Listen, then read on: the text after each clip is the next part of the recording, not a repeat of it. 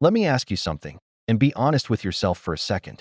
When you hear the phrase student loan debt, do you picture a few bad financial choices or a system shaping an entire country's future? Because here's the uncomfortable truth most people never stop to think about. Student loan debt in the United States isn't just a personal problem anymore. It's not just about college kids making mistakes. It's not even just about education. It's about power. It's about opportunity. And it's about whether the American dream still works as promised. As of late 2025, Americans owe between $1.7 and $1.8 trillion in student loan debt. That's not billion, that's trillion. And it's carried by more than 43 million people. Teachers, nurses, engineers, parents, veterans, people who did exactly what society told them to do. Go to school, get educated, work hard, build a better life. But somewhere along the way, that promise started to crack. What began as a tool to expand access to education became a financial trap. Tuition rose faster than wages. Loans got easier to take, but harder to escape. And the job market evolved faster than education ever could. The result was generations carrying debt into their 30s, 40s, even 50s. Debt that can't be erased through bankruptcy. Debt that follows you into marriage, parenthood, and homeownership, or prevents those milestones entirely. For a while, the crisis felt distant. Then October 2023 changed everything. After nearly 3 years of relief, student loan payments resumed. No more pauses. No more emergency cushions. Millions were pushed back into repayment overnight. Higher living costs, stagnant wages, savings already drained. And that moment exposed something unsettling. The system wasn't ready. Borrowers weren't ready. And the safety nets were dangerously thin. Delinquencies surged. Confusion spread. Loan servicers were overwhelmed. Behind every statistic was a real person asking one question. How am I supposed to afford this now? This isn't just about numbers on a spreadsheet. It's about life choices being delayed or abandoned. Starting a family, buying a home, launching a business, saving for retirement, even choosing passion over survival. And here's where it gets more complicated. Not everyone carries this burden equally. Graduates of for-profit colleges, students who never finish degrees, communities of color, first-generation college students. They're hit harder. They default more. They recover more slowly. And the wealth gap keeps widening. The impact doesn't stop with borrowers. Local economies slow down. Consumer spending tightens. Entrepreneurship declines. The entire nation feels the drag, even those with no student loans at all. So how did we get here? How did opportunity turn into restriction? Why do policy shifts in 2025 and 2026 create more confusion than clarity?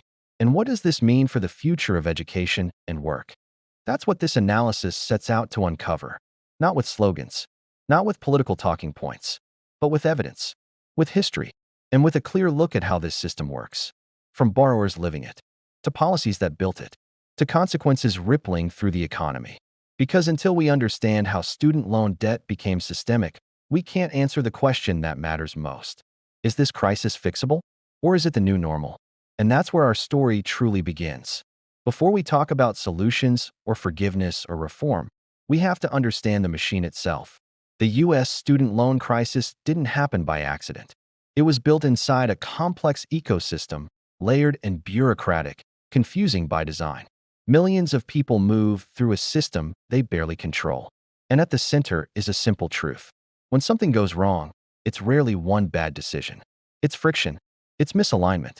It's a system that punishes confusion instead of fixing it. So let's map this ecosystem piece by piece. At the heart of it all are the borrowers. As of mid-2025, about 42.5 million Americans hold federal student loans. The number dipped slightly, but the burden is still massive. And borrowers aren't one single group. They're current students trying to survive, former students long off campus, graduate degree holders chasing better pay, and increasingly, parents. Parent Plus loans have become a quiet pressure point. Parents borrow to give their children a chance. These loans come with higher balances and fewer protections. Today, over 3.6 million borrowers owe more than $100,000. That's no longer rare. That's a warning sign. For most borrowers, it starts with the FAFSA, a form that feels routine, almost harmless. But what follows can last decades. Multiple servicers, changing repayment plans, shifting rules, and constant anxiety about doing it right. Above the borrower sits the real heavyweight, the federal government. Through the Department of Education, it holds over 92% of all student loan debt.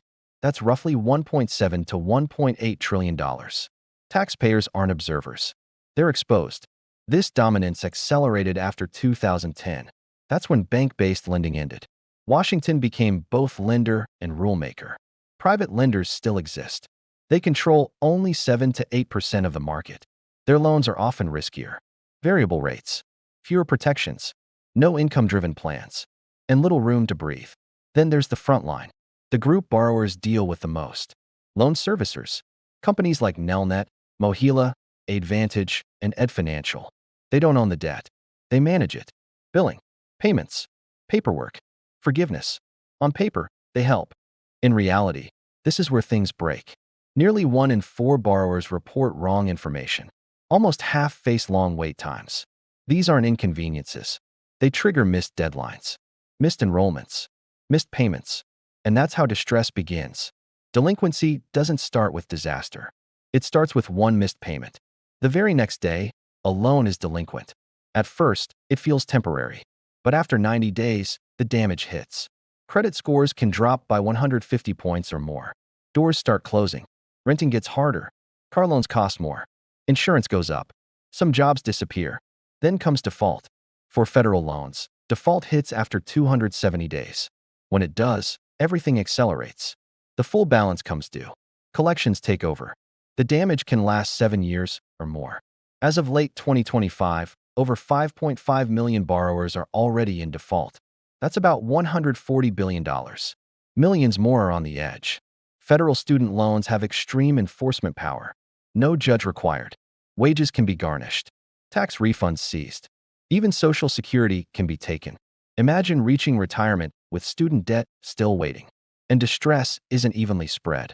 Borrowers from for-profit colleges default at up to 3 times the rate. These schools target low-income students and veterans. They charge more. They deliver less. Over a third of their students fall behind. Then there are non-completers, people who borrowed but never finished. They make up 1/3 of borrowers. Nearly 60% of them default.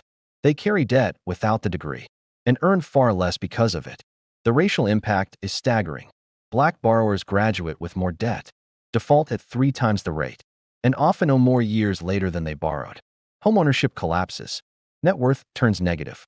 Hispanic borrowers face similar pressure, especially those pushed into for-profit schools. Access to relief is lower. And here's the twist most don't expect. The highest delinquency rates aren't among the young. They're among borrowers over 50, people who've struggled for decades, facing retirement with debt attached. Student loans don't age out. They wait. This isn't just an education problem. It's a lifelong one. Now that we see who's inside the system and how distress unfolds, one question becomes unavoidable. Who designed it this way? And why did it keep growing? That's where the story goes next. To understand how student loan debt reached trillion-dollar territory, we have to rewind far beyond today's headlines. Back to a time when borrowing for college meant something very different. Because this crisis didn't appear overnight. It was built, layer by layer, decade by decade. And at the beginning, the motive wasn't greed. It was fear. The modern student loan system was born during the Cold War. In 1957, the Soviet Union launched Sputnik. America felt exposed. A year later, Congress passed the National Defense Education Act. Education wasn't just personal advancement anymore. It was national security. The government needed scientists and engineers, and it was willing to invest directly. Loans were limited. Tuition was low. Public universities were heavily subsidized. College was a public good, not a private gamble. Then came 1965. President Lyndon B. Johnson signed the Higher Education Act. Access expanded dramatically. The government partnered with private banks. Banks issued loans. The government guaranteed them. It looked like a win for everyone. Students gained access. Banks earned profits. The government avoided upfront costs. And at first, it worked. Loan volumes stayed small. Tuition remained affordable. In states like California, college was nearly free. But in the 1970s, something changed. In 1978, income limits on subsidized loans were removed. Borrowing wasn't just for the poor anymore, it was for everyone. Access expanded. So did temptation. Colleges got the message. Students can borrow more, and when borrowing rises, prices follow. The era of low-cost public education began to fade. The 1980s poured fuel on the fire. Federal and state funding was cut. Universities lost public support and shifted costs to students. At the University of Michigan, state funding once covered most of the budget. Within decades, it was barely half. Tuition rose, loans filled the gap. Debt became normal.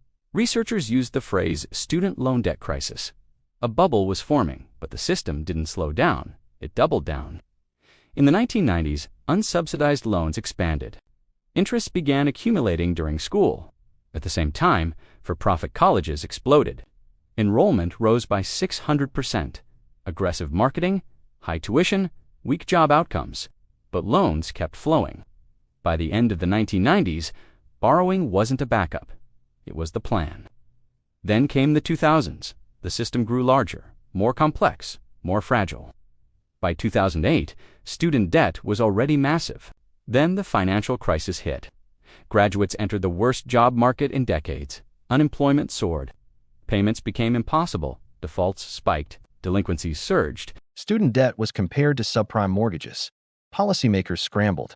Income-based repayment plans expanded. Payments were tied to earnings. Safety nets grew. And in 2010, a major shift happened. Bank-based lending ended. All new loans became direct loans. The federal government became the primary lender. Then came COVID. From 2020 to 2023, payments stopped. Interest paused. Collections froze. For millions, it felt like relief at last. But it wasn't permanent. In October 2023, payments resumed. The system faced its biggest test. Delinquencies surged again. Old problems resurfaced. Affordability, confusion, servicing failures. Debt relief became political warfare. One major forgiveness plan was struck down. Others followed, smaller and fragile. By 2025, Congress passed the One Big Beautiful Bill Act. Repayment plans changed. Borrowing caps tightened. Forgiveness narrowed. Whether it fixes the system remains uncertain. Because after 70 years, one truth stands. This crisis didn't grow from irresponsibility. It grew because the meaning of education changed. From a public investment to a private liability. And that shift still shapes lives today. By now, one thing should be painfully clear. Student loan debt doesn't stay where it starts. It doesn't live quietly on a billing statement. It doesn't end with graduation. And it doesn't only affect borrowers. It spreads across cities and states, across industries and generations, across the entire economy. This crisis radiates outward. And once you see where it lands, it's impossible to ignore. Let's start with where the burden hits hardest. Student debt doesn't weigh equally across the country. It concentrates where opportunity is already limited. In the South and Midwest, states like Mississippi and West Virginia are hit hardest. In Mississippi, average student debt equals more than half of median household income. Imagine starting adult life already owing half of what your household earns. Now add rural communities. Fewer high-paying jobs, weaker networks, fewer exits. Debt becomes a trap, not a ladder. Move northeast, and the pressure changes shape.